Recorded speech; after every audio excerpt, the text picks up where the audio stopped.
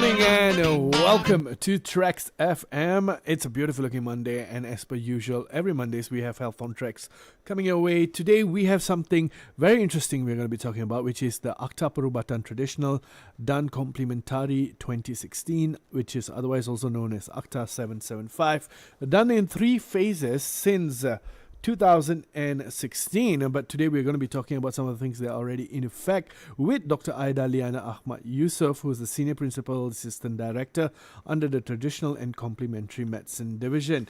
Welcome to the studio, Doctor. How are you today? Hi, thank you very much. I'm good. Okay, so it's a very good day today. It's just post-Chinese New Year, right? Yeah. So how are you doing? I'm actually feeling a bit under the weather, but maybe I need some traditional medicine myself. I don't know. But yes, we're going to be talking about the Act 775, which is an interesting one because this is something, as you know, Malaysia is home to multiple different races, multiple different ethnicities, and all of us have our very own forms of traditional and complementary medicine. Yeah. So this is being regulated, and also some changes has already happened. And you said today is more of an awareness kind of information that you're trying to put out. So we start off with this one. What is Traditional and Complementary Medicine Act 2016? Okay, so the Traditional and Complementary Medicine Act 2016, also known as Act 775.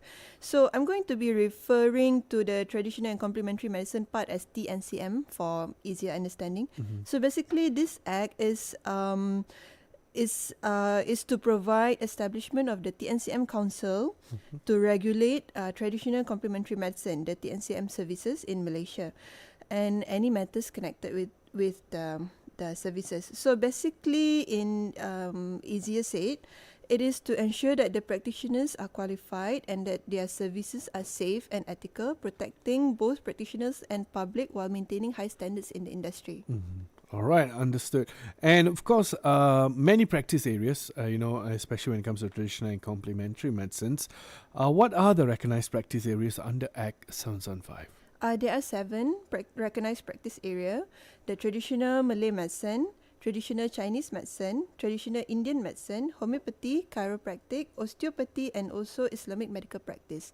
All these practitioners must register with the TNCM Council to practice legally. Right, so 7 of it, and it's quite wide, and I think it can encompass what most in Malaysia is, offering.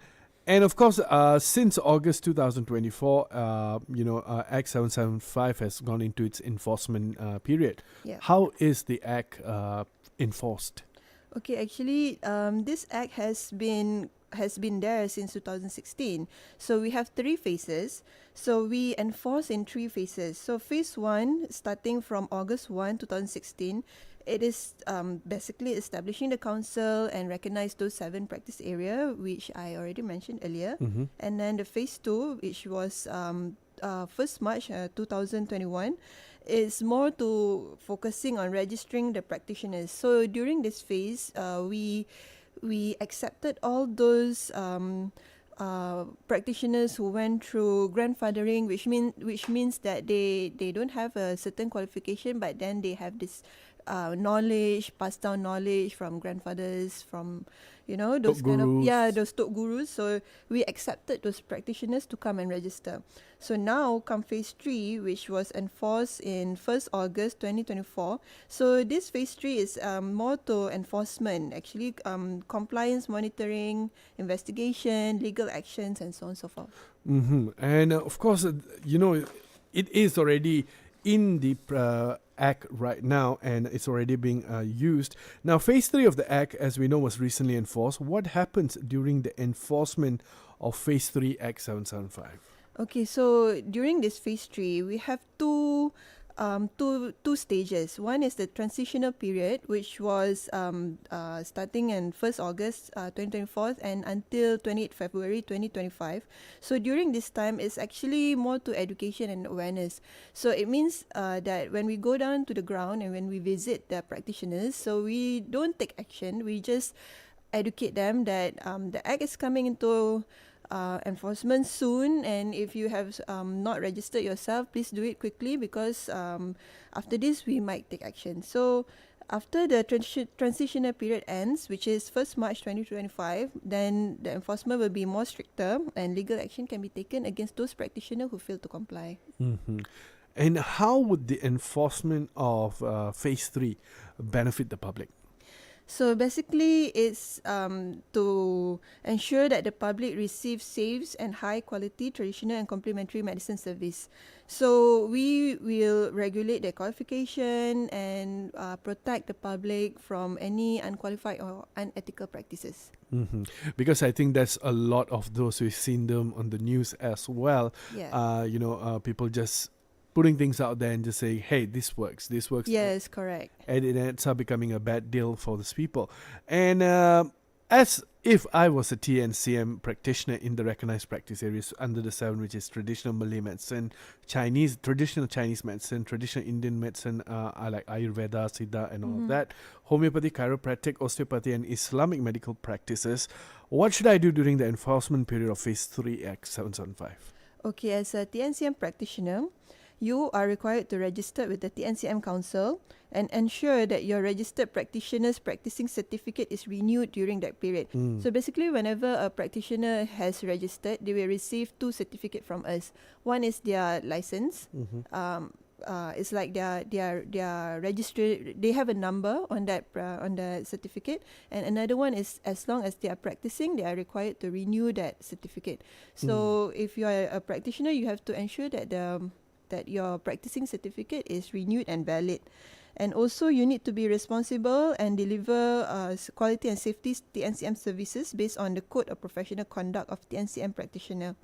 And also, whenever we come to the ground, you must be prepared to accept and give your full cooperation throughout the inspection activities. All right, what we're going to do right now, Doctor, we're going to take a short break. We're going to listen to one song and then we're going to come back. We're still going to be talking about quite a lot. For instance, what happens if a registered practitioner does not renew their practicing certificate? What should practitioners expect during inspections and all that? We're going to be coming back in just about a bit to talk about that. All right. All right. So today we are talking to Dr. Ayda Liyana Ahmad Yusof, Senior Principal Assistant Director under the Traditional and Complementary Medicine Division. We are talking about the Traditional and Complementary Medicine Act 2016, Act 775.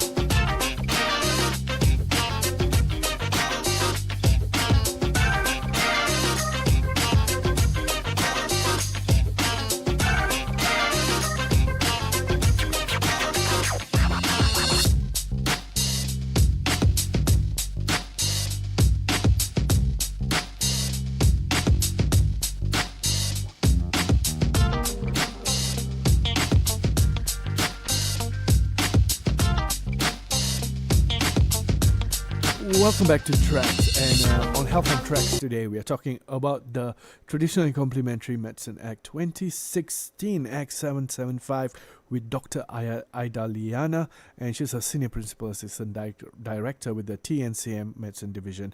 All right. Doctor, if a registered practitioner, as you said, does not renew their practicing certificate, what will happen? Okay, a valid practicing certificate is mandatory under the Act 775. If it's not renewed, the practitioner has committed an offence and may face disciplinary action from the TNCM Council. Mm-hmm. So it also depends if you could face ethical council, or we could just Give you a warning. give you a warning, or maybe take legal actions on you. Depends on the severity of your offence.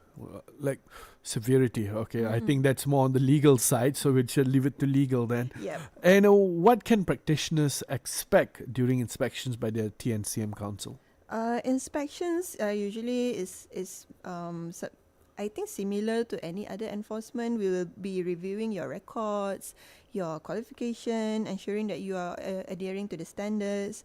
The practitioner should also fully cooperate and provide whatever necessary in documentation that we ask. And if they are they are not sure what they should provide, they can refer to the Code of Professional Conduct, which is available on our website. Mm-hmm.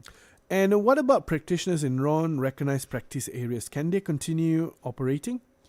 The practitioners in non-recognized areas, they can continue to practice because we do not regulate them. However, they are advised to ensure that the services are ethical, safe, and in compliance with whatever guidelines that they are referring to. Mm-hmm. Right.